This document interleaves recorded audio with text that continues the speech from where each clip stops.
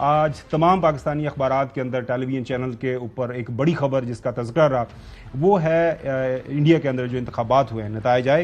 BJP दोबारा election जीत चुकी है। भारतीय जनता पार्टी ने अपनी जीत दर्ज कर ली है। जो दिल्ली के अंदर इलेक्शंस हो रहे हैं उसमें मैंने देखा है कि उनकी पार्टी जो है उनके पास तकरीबन 48 सीट्स हैं।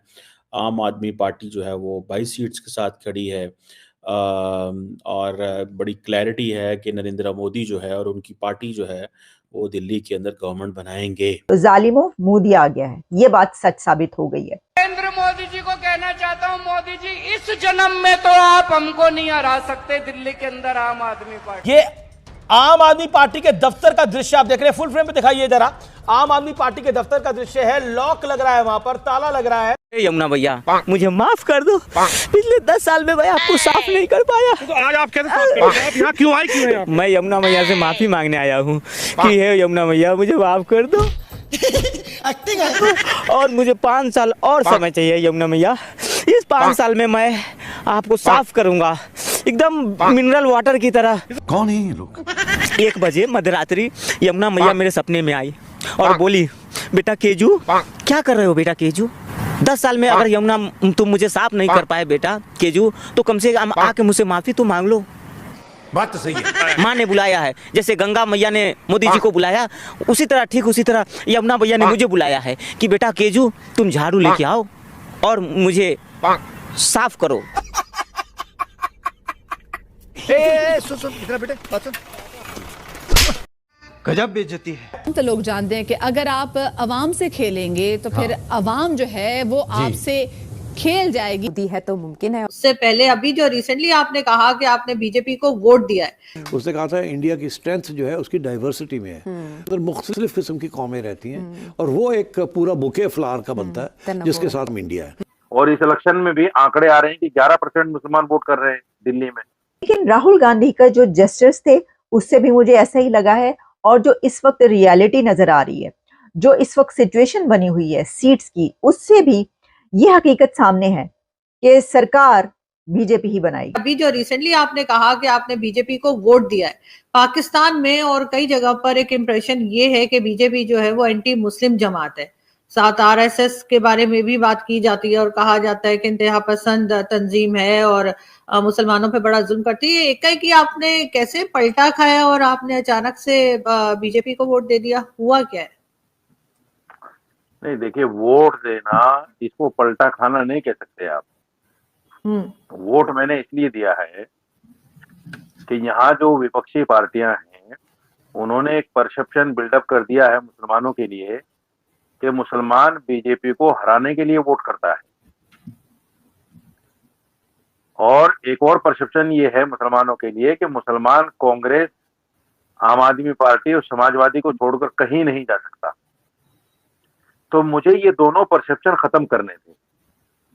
मुझे अपने समाज को एक संदेश देना था कि जिन लोगों की ये गलत फहमी है कि मुसलमान कांग्रेस को छोड़कर कहीं नहीं जा सकता, या समाजवादी को छोड़कर कहीं नहीं जा सकता, या आम आदमी पार्टी को छोड़कर कहीं नहीं जा सकता, उस संदेश से, उस परसेप्शन से हमें बाहर निकलना है। ये मेरा संवैधानिक अधिकार है, मैं किसी भी पार्टी को वोट कर सकता हूं, और बीजेपी मुसलमान के लिए अछूत नहीं है कि बीजेपी को मुसलमान वोट कर ही नहीं सकता। आप देखिएगा पिछले इलेक्शन में भी 8 से 9% मुसलमानों ने वोट किया है बीजेपी को, और इस इलेक्शन में भी आंकड़े आ रहे हैं कि 11% मुसलमान वोट कर रहे हैं दिल्ली में। तो सवाल ये है कि हम मुसलमान के लिए सारी पार्टियां बराबर हैं, क्योंकि कांग्रेस का जो अध्यक्ष है वो भी हिंदू है, समाजवादी का जो अध्यक्ष है वो भी हिंदू है, आम आदमी पार्टी का जो अध्यक्ष है वो भी हिंदू है, बीजेपी पार्टी का अध्यक्ष भी हिंदू है। तो हमारे लिए तो सब बराबर है। हमारे लिए संविधान से ज्यादा ना कांग्रेस हमें दे सकती, और ना हमारे जो संवैधानिक अधिकार हैं वो भाजपा हमसे छीन सकती। तो फिर हम इस डर में, इस भय में क्यों जिए कि साहब बीजेपी आ जाएगी तो हमारा वोट राइट भी छीन लेगी या हमें हिंदुस्तान से निकाल देगी। इस डर और इस भय में हम क्यों जिए? मुसलमान हिंदुस्तान में बाई चॉइस रहा है, हमारे लिए कोई मजबूरी नहीं थी। रास्ते खुले हुए थे, जा सकते थे हम भी आपकी तरह पाकिस्तान, लेकिन हम नहीं गए। हम इसलिए नहीं गए क्योंकि हम अपने वतन की मिट्टी से ज्यादा प्यार करते हैं। दोस्तों, नरेंद्र मोदी की क्या कामयाबी का राज है? वो इलेक्शंस कैसे जीत जाते हैं? अभी 48 सीट्स हैं, ठीक है जी। 70 मेंबर की लेजिस्लेटिव असेंबली है। आम आदमी पार्टी के पास 22 सीट्स हैं, एज पर the Election Commission of India का ये जो डाटा है। अब क्वेश्चन ये है कि ऐसी पार्टी जो जीतती है, हाफ ऑफ हाफ जो मार्क जीती है, 35 जीतती है, वो गवर्नमेंट बना सकती है। सो ये कहा जाता है कि ये जो इलेक्शन है ये बड़ा इंपॉर्टेंट था कि इसमें इज्जत बेइज्जती का मसला होता है हमारे south Asia, India, Pakistan, Bangladesh, Indian area के अंदर ना, कि जी बीजेपी का इज्जत बेइज्जती का मसला है, आम आदमी पार्टी की इज्जत बेइज्जती का मसला है। कांग्रेस तो खैर बाहर थी सारी गेम में, ठीक है जी। अब ये आपको पता है, दिल्ली जो है ये इसको बोलते हैं, ये फेडरली एडमिनिस्ट्रेटेड टेरिटरी है, जैसे इस्लामाबाद है पाकिस्तान के अंदर। और आम आदमी पार्टी 2013 से 2013 से रूल कर रही है, और उनका कहते हैं कि जो बड़ा रिकॉर्ड है वेलफेयर का, दिस एंड दैट, इस तरह की चीज़ें। और अभी कुछ अरसे से उनके ऊपर करप्शन की एलिगेशंस आए हैं, जिसको उन्होंने डिनाई किया, और आपको पता है कि वो जेलों में भी रहे हैं, और एंड ऑल दीज थिंग्स। और इवन के आम आदमी पार्टी पंजाब चली गई, वहाँ भी हुकूमत बना ली।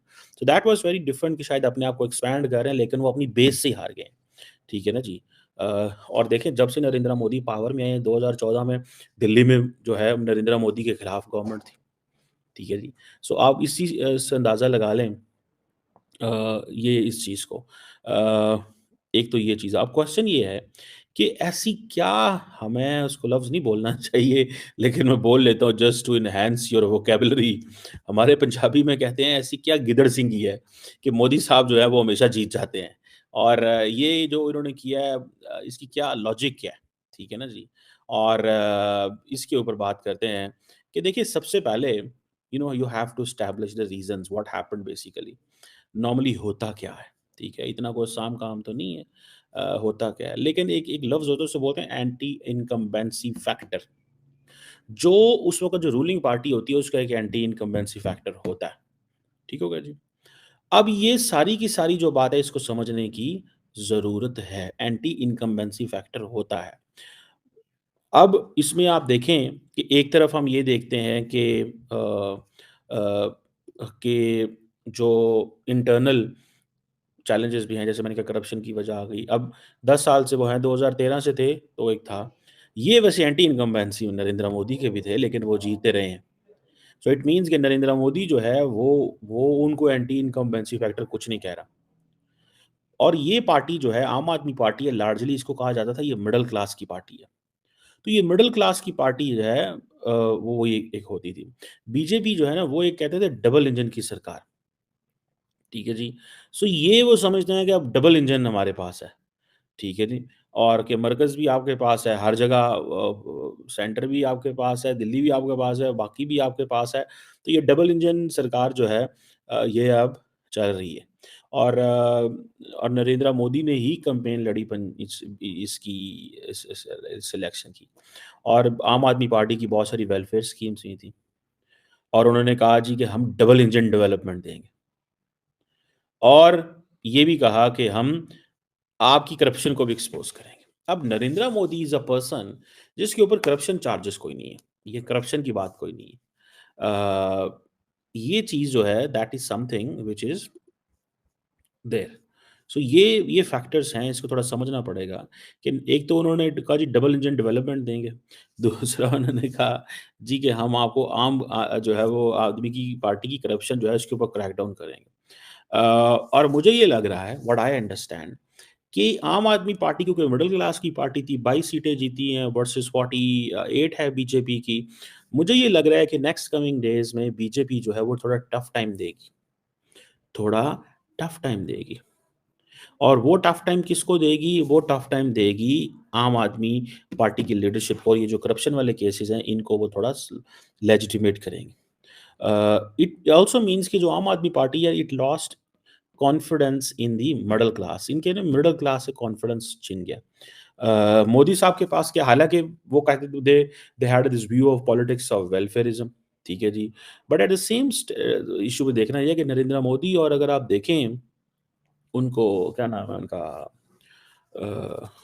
या आम आदमी पार्टी के लीडर का मैं जिनसे नाम नहीं, केजरीवाल साहब, अगर आप उनको देखें तो ये अरविंद केजरीवाल साहब को देखेंगे तो दोनों की पार्टी में, दोनों के ऑब्वियसली बहुत ऑरा में फ़र्क है। मोदी ग्लोबल लेवल का लीडर है, ग्लोबल लेवल का उसका इन्फ्लुएंस है and so on and so fourth. अब कहा ये जाता है कि ये जो मिडिल क्लास फ्रस्ट्रेशन है ना, ठीक है जी, बेसिकली ये मिडिल क्लास की फ्रस्ट्रेशन है